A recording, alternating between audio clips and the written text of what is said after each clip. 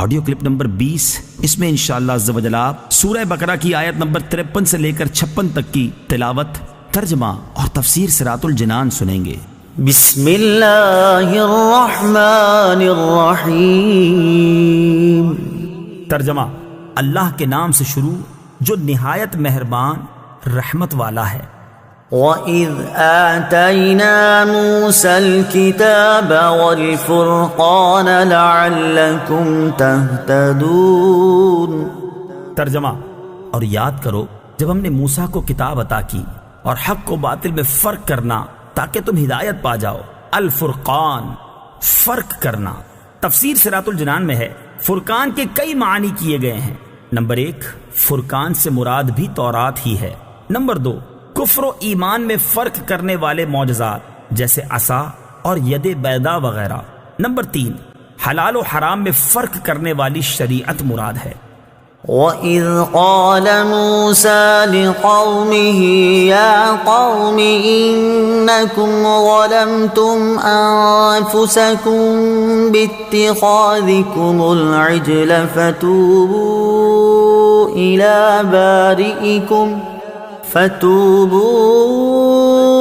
إِلَى بَارِئِكُمْ فَاقْتُلُوا أَنفُسَكُمْ ذَلِكُمْ خَيْرٌ لَكُمْ عِندَ بَارِئِكُمْ فَتَابَ عَلَيْكُمْ إِنَّهُ هُوَ التَّوَّابُ الرَّحِيمُ۔ ترجمہ: اور یاد کرو جب موسیٰ نے اپنی قوم سے کہا، اے میری قوم، تم نے بچڑے کو معبود بنا کر اپنی جانوں پر ظلم کیا، لہٰذا اب اپنے پیدا کرنے والے کی بارگاہ میں توبہ کرو، یوں کہ تم اپنے لوگوں کو قتل کرو، یہ تمہارے پیدا کرنے والے کے نزدیک تمہارے لیے بہتر ہے، تو اس نے تمہاری توبہ قبول کی، بے شک وہی بہت توبہ قبول کرنے والا مہربان ہے۔ فَاقْتُلُوا أَنفُسَكُمْ، کہ تم اپنے لوگوں کو قتل کرو۔ تفسیر صراط الجنان میں ہے بنی اسرائیل کو بچڑا پوجنے کے گناہ سے یوں معافی ملی کہ حضرت موسیٰ علیہ السلام نے قوم سے فرمایا، تمہاری توبہ کی صورت یہ ہے کہ جنہوں نے بچڑے کی پوجا نہیں کی ہے وہ پوجا کرنے والوں کو قتل کریں اور مجرم راضی خوشی سکون کے ساتھ قتل ہو جائیں۔ وہ لوگ اس پر راضی ہو گئے اور صبح سے شام تک 70,000 قتل ہو گئے۔ تب حضرت موسیٰ اور حضرت ہارون علیہ السلام نے گر گڑاتے ہوئے بارگاہ حق میں ان کی معافی کی التجا کی۔ اس پر وحی آئی کہ جو قتل ہو چکے وہ شہید ہوئے اور باقی بخش دیے گئے، قاتل و مقتول سب جنتی ہیں۔ بنی اسرائیل پر اللہ تعالیٰ کا فضل۔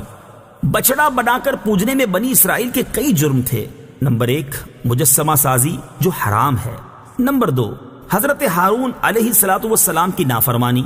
نمبر 3، بچڑے کی پوجا کر کے مشرک ہو جانا۔ یہ ظلم آل فرعون کے مظالم سے بھی زیادہ شدید ہیں، کیونکہ یہ افعال ان سے بعد ایمان سرزد ہوئے، اس وجہ سے وہ مستحق تو اس کے تھے کہ عذاب الہی انہیں مہلت نہ دے اور فی الفور ہلاک کر کے کفر پر ان کا خاتمہ کر دے، لیکن حضرت موسیٰ اور حضرت ہارون علیہ السلام کے طفیل انہیں توبہ کا موقع دیا گیا۔ یہ اللہ تعالیٰ کا بڑا فضل ہے اور یہ قتل ان کے لیے کفارہ تھا۔ وَإِذْ قُلْتُمْ يَا مُوسَى لَن نُّؤْمِنَ لَكَ حَتَّى نَرَى اللَّهَ جَهْرَةً فَأَخَذَتْكُمُ الصَّاعِقَةُ وَأَنْتُمْ تَنظُرُونَ ثُمَّ بَعَثْنَاكُمْ مِنْ بَعْدِ مَوْتِكُمْ لَعَلَّكُمْ تَشْكُرُونَ۔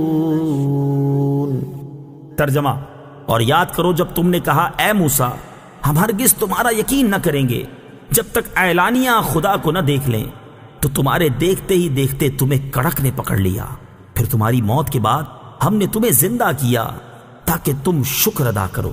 لن نؤمن لک، ہم ہرگز تمہارا یقین نہ کریں گے۔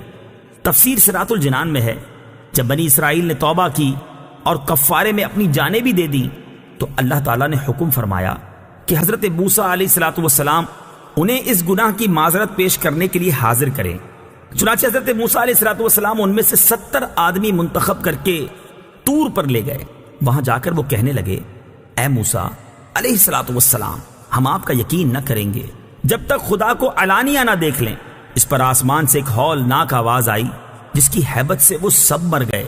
حضرت موسیٰ علیہ السلام نے گر گڑا کر بارگاہ الہی میں عرض کی کہ میں بنی اسرائیل کو کیا جواب دوں گا؟ اس پر اللہ تعالیٰ نے ان 70 افراد کو زندہ فرما دیا۔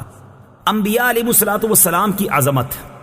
اس واقعے سے شان انبیاء علیہ السلام بھی ظاہر ہوئی کہ حضرت موسیٰ علیہ السلام سے ہم آپ کا یقین نہیں کریں گے کہنے کی شامت میں بنی اسرائیل ہلاک کیے گئے، اور اسی سے حضور پر نور صلی اللہ تعالی علیہ وسلم کے زمانے والوں کو آگاہ کیا جاتا ہے کہ انبیاء کرام علیہ السلام کی جناب میں ترک ادب غضب الہی کا باعث ہوتا ہے، لہٰذا اس سے ڈرتے رہیں۔